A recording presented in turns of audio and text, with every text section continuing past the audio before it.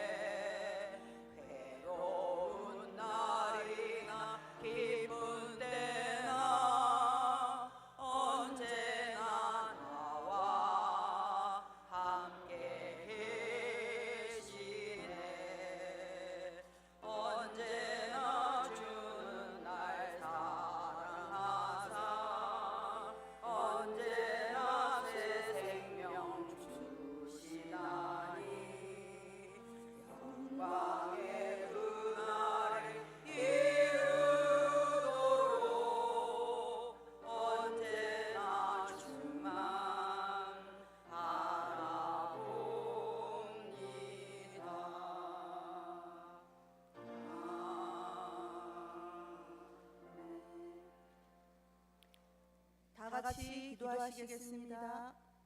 영광과 존귀를 받으시기에 합당하신 사랑의 하나님, 주님의 은혜에 깊은 감사를 드립니다.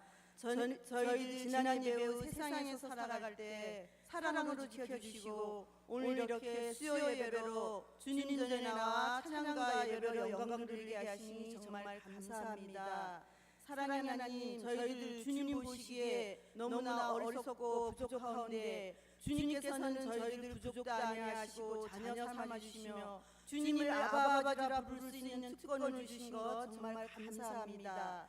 저희들 오직 주님의 고난의 십자가만을 바라보며 살아갈 수 있도록 크신 은혜로 더하여 주시옵소서. 사랑하는 하나님, 귀한 시간 예배드리는 저희들에게 함께하여 주셔서 저희들에게 주님의 구원의 은혜를 풍족하게 내려주시옵기만을 간절히 간구하고 원하옵나이다. 저희들 세상 살아가면서 어렵고 힘든 일이 있으면 주님께서 그 모든 문제를 다 해결하여 주시옵기만을 간절히 간구하고 원하옵나이다. 또한 마음은 문의로되 몸이 불편하여서 주님 전에 나오지 못한 성도 있으면 주님께서 친히 찾아가셔서 안수하시고 치료하여 주셔서 정말 다 같이 주님 전에 나와 예배로 영광 돌릴 수 있도록 크신 은혜로 더하여 주시옵소서. 사랑하는 하나님, 이 6월을 호국 보훈의 달로 정하게 하시고 특별히 오늘은 한국전쟁이 일어난 지 어느새 75주년이 되었습니다.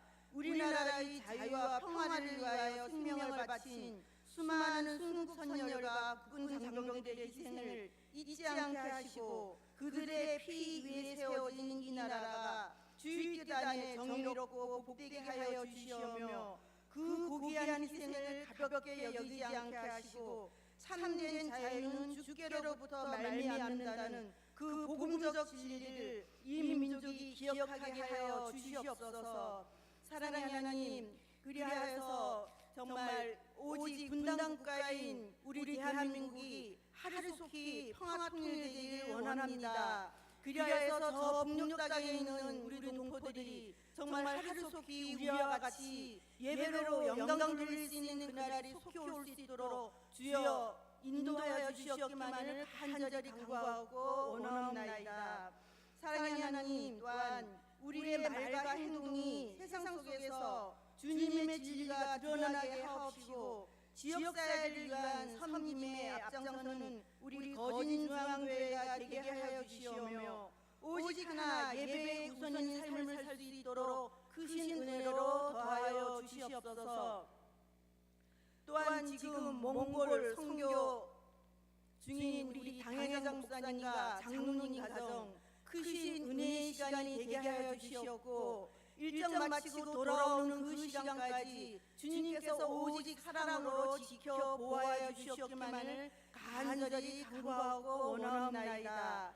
이제 말씀 전하실 유은옥 목사님께 함께하여 주셔서 진리의 말씀을 풀기에 조금도 부족함이 없는 능력을 더하여 주시옵고 목사님의 건강도 온전히 주님께서 지켜 보호하여 주시옵소서. 예배 시작하는 첫 시간이 오니 마치는 시간까지 주님께서 함께하여 주실 것을 믿사오며 감사를 드리오며 예수님의 이름으로 기도드리옵나이다. 아멘.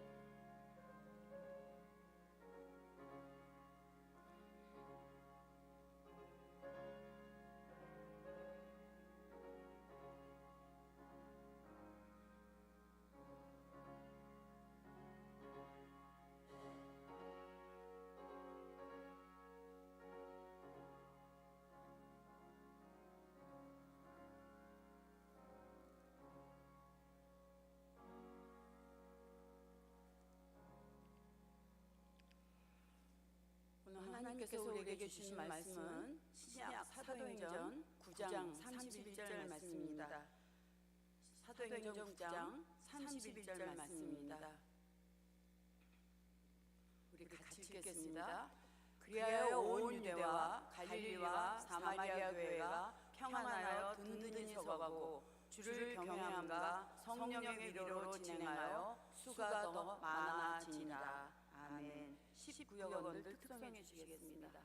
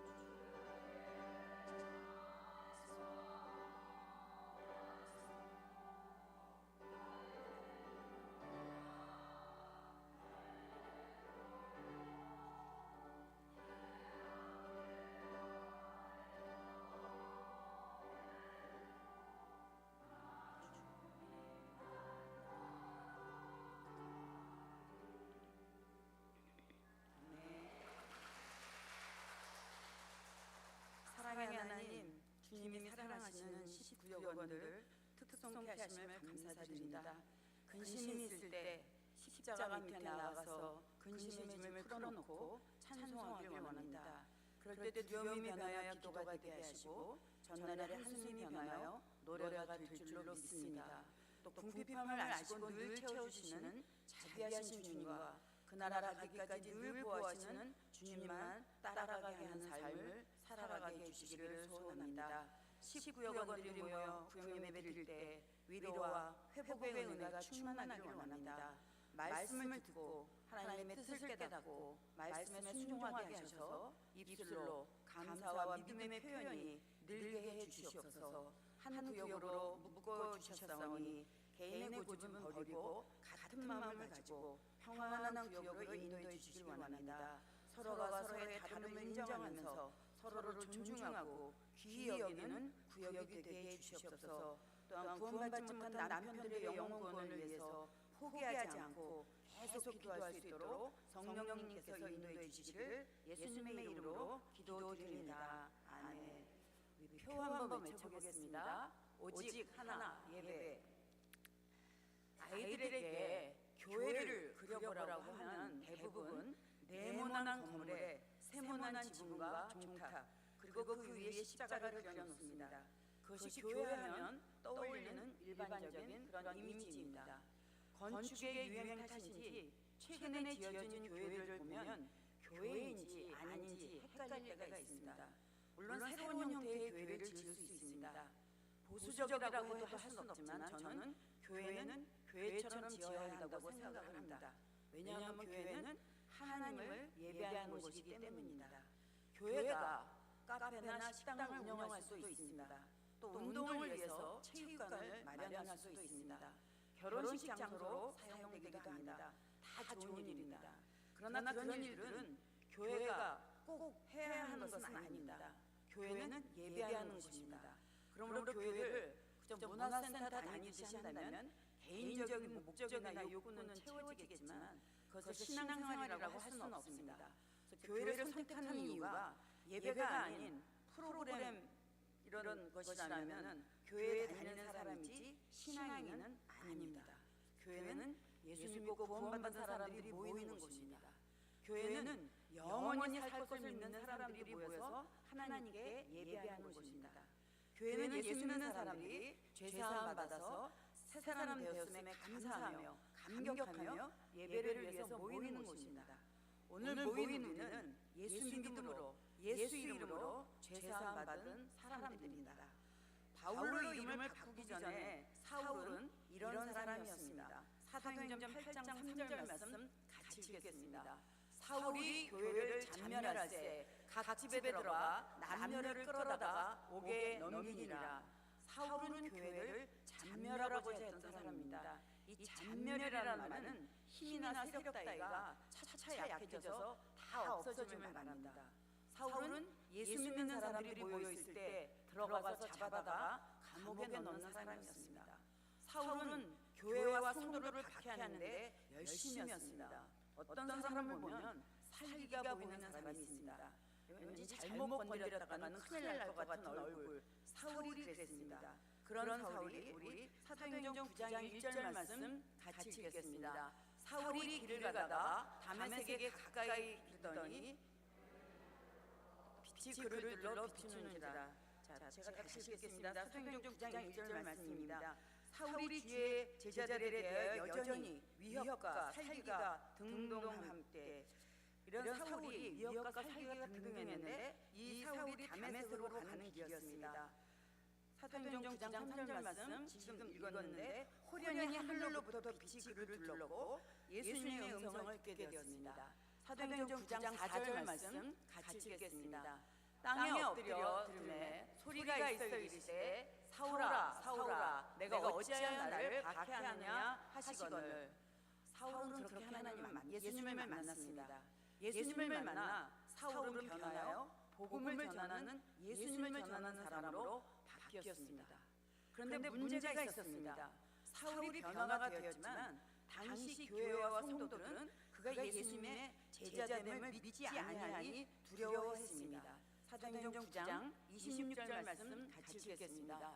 사울이 예루살렘에 가서 제자들을 사귀고자 하나 다 두려워하여 그가 제자됨을 믿지 아니하니.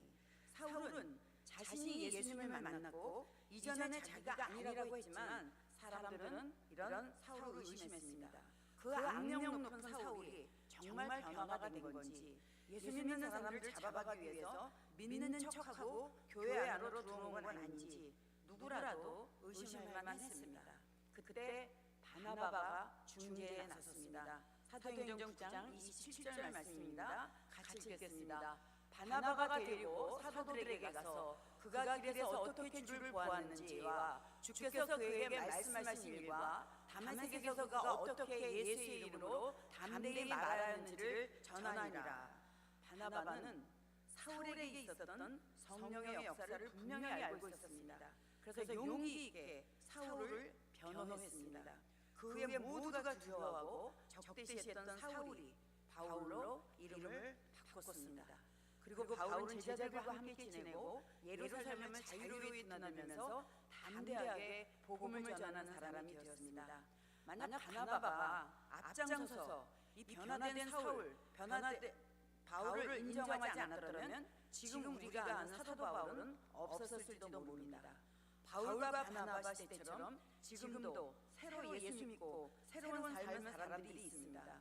옛사람을 벗고 의와 진리와 거룩함으로 새 사람을 입은 사람들도 있습니다. 그러나 하나님의 역사는 예수 믿고 거듭난 사람들만으로 완성되지 않습니다. 이전에 과오가 있었지만 새 삶을 사는 이들을 변화하고 위로해주는 바나바 같은 이들도 있어야 합니다. 변화되기로 결심한 이를 품어주고 따뜻하게 맞아주는 사람이 필요합니다. 우리에게는 다른 사람에게 드러내고 싶지 않은 과거가 아마 하나쯤 있을 것입니다. 우리에게는 허물도 있습니다. 그런데 사울이라는 사람이 바울로 변화된 그 바울을 바나바가 변호해 주었습니다. 따뜻하게 품어주었습니다.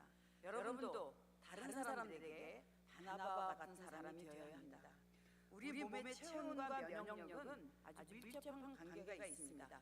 체온이 1도 떨어지면 면역력은 30% 가까이 낮아진다고 합니다. 그래서 건강하던 사람도 갑자기 찬바람을 쐬면 감기에 걸리기가 쉽습니다. 반대로 체온이 1도 올라가면 면역력은 5배 정도 향상된다고 합니다.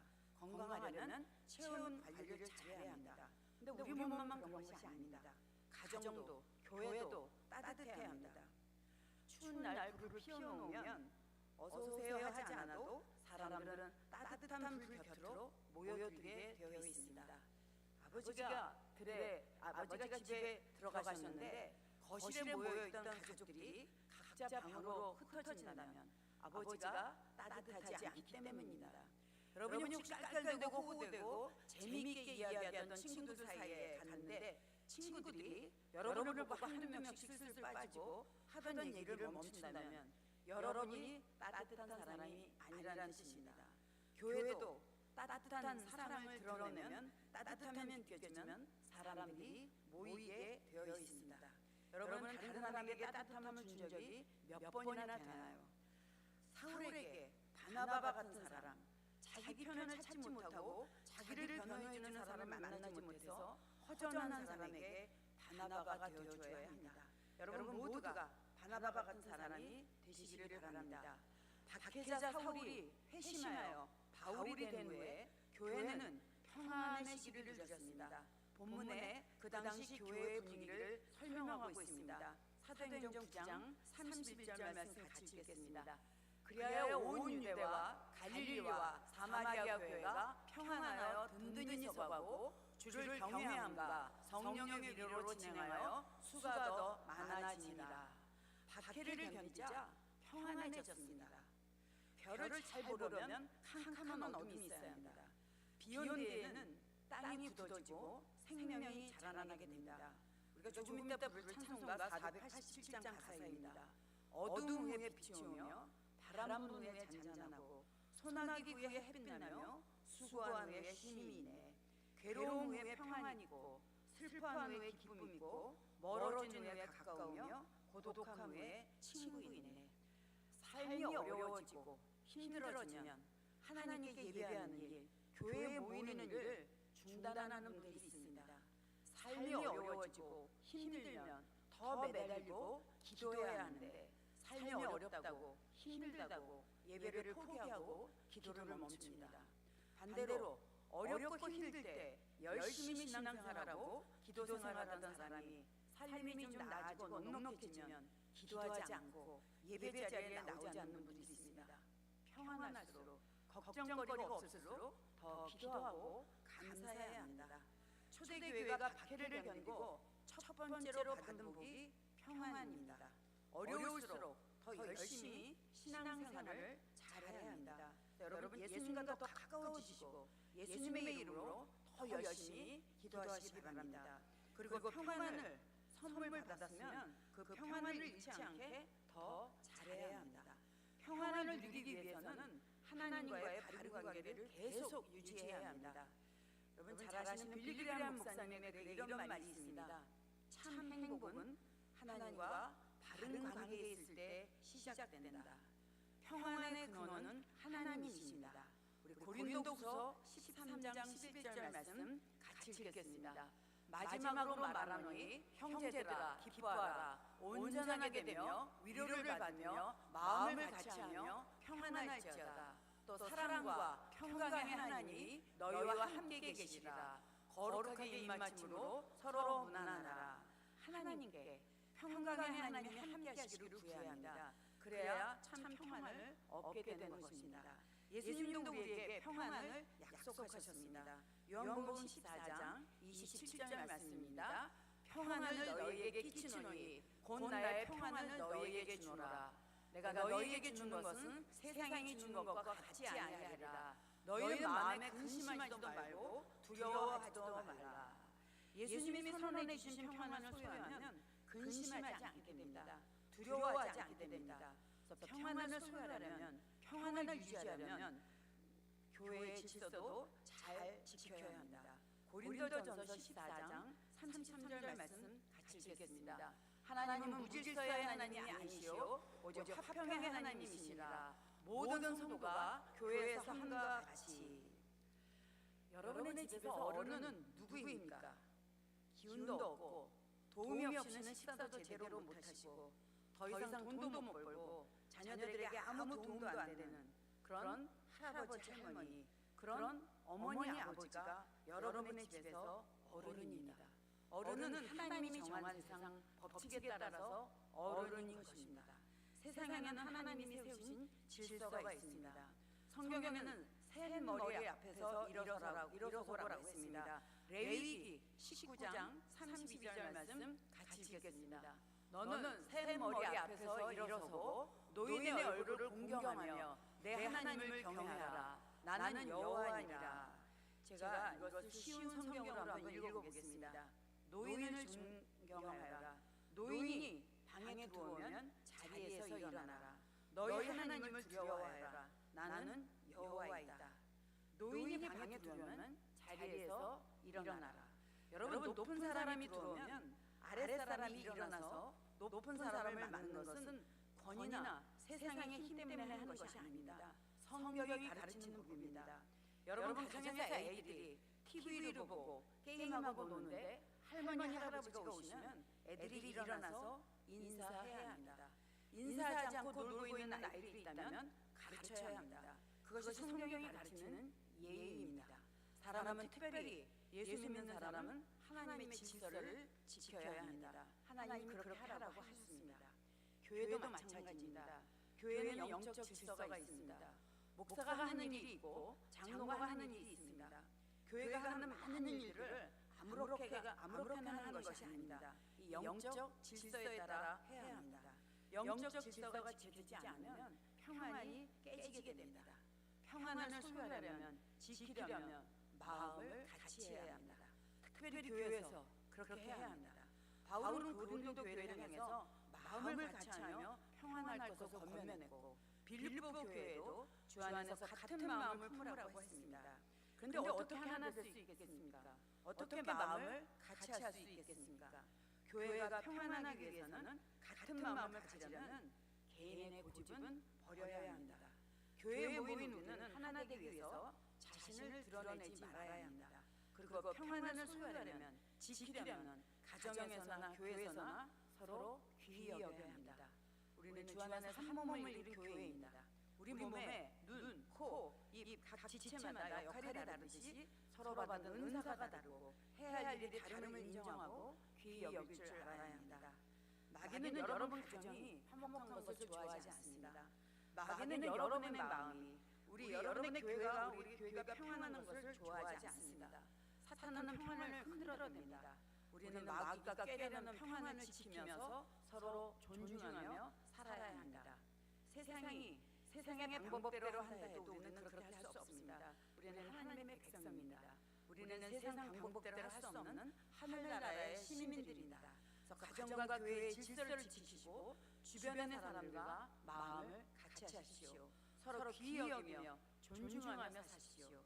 여러분의 가정이, 여러분의 일터가, 우리가 적을 두고 신앙생활하는 우리 거진 중앙교회가 평안하고 은혜롭도록 여러분 스스로도 노력하고 하나님께 기도하는 삶을 계속하는 복된 삶의 주인공들이 되시기를 주님의 이름으로 축원합니다. 전능하신 하나님 감사합니다. 가정과 교회의 질서를 지키고 주변 사람들과 마음을 같이하며 서로 귀히 여기며 존중하며 평강을 감사하며 사는 저희들 되게 하여 주시옵소서.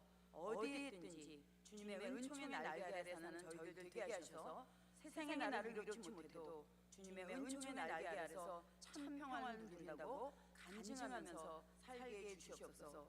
거진 중앙교회가 평안을 누리는 교회로 이 지역에서 소문난 교회, 칭찬받는 교회가 되게 해주시기를 예수님의 이름으로 기도드립니다. 아멘. 찬송가 487장 부르시겠습니다.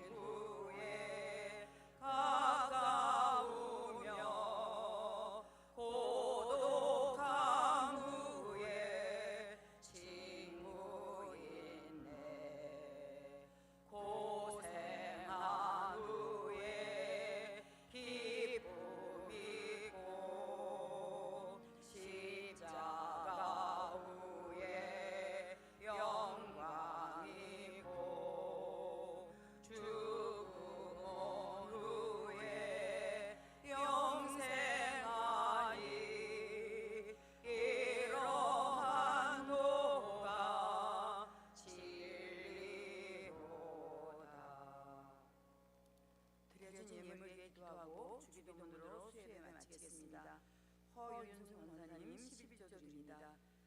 사랑하는 하나님, 하나님 것을 내 것이라고 구입하지 아니하고 하나님 앞에 11조 드린 손길이 있습니다. 그는 물가에 심어진 나무가 그 뿌리를 강변에 뻗치고 더위가 올지라도 두려워하지 아니하며 그 입이 청청하며 가문은 해도 걱정이 없고 결실이 그치지 아니한 같으니라. 이런 신령한 복을 받을 수 있도록 주님 그 앞날을 인도하여 주시옵소서. 예수님의 이름으로 기도드립니다. 아멘. 하늘에 계신 우리 아버지, 아버지의 이름을 거룩하게 하시며 아버지의 나라가 오게 하시며 아버지의 뜻이 하늘에서와 같이 땅에서도 이루어지게 하소서. 오늘 우리에게 일용할 양식을 주시고 우리가 우리에게 잘못한 사람을 용서하여 준 것 같이 우리 죄를 용서하여 주시고 우리를 시험에 빠지지 않게 하시고 악에서 구하소서. 나라와 권능과 영광이 영원히 아버지의 것입니다.